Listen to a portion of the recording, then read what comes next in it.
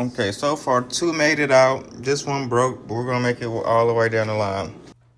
I did stuff a minute, so we're gonna see. I'm gonna let them cool down, and we're gonna see how they look if they hold their shape together. And I might add some glaze or some topping to finish it off. This is the glaze, y'all. We letting them cool down. We're gonna put the glaze on there with some of my secret other little spices on top, and then we're gonna test it out. This is after I added the glaze and some cinnamon sugar on top. Okay, so far 2 made it out. This one broke, but we're gonna make it all the way down the line.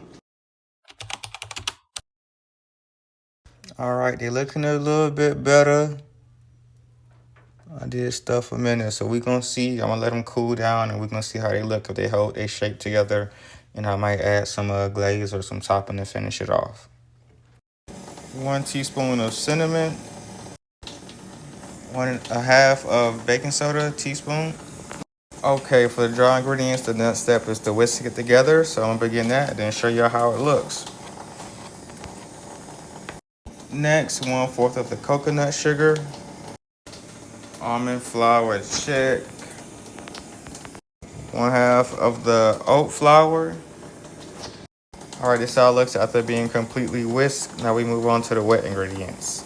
I don't know if it's how you say cha egg or cha egg, but it's the seeds with the water. It got thick, but that's the near we're moving on to the next step. This is how it looks after you mix the wet and dry together. All right, then 1 teaspoon of vanilla extract is added as well. Now we mix everything together, and I'm gonna show y'all the result at the end. Thanks for watching. All right, applesauce in there. We're moving on to the next step. 1/4 cup of almond milk is in there. Next step, I got the 1/4 cup of coconut oil in there. This is after I added the glaze and some cinnamon sugar on top. Okay, we're doing the chia seeds with the water, letting that sit for 10 minutes.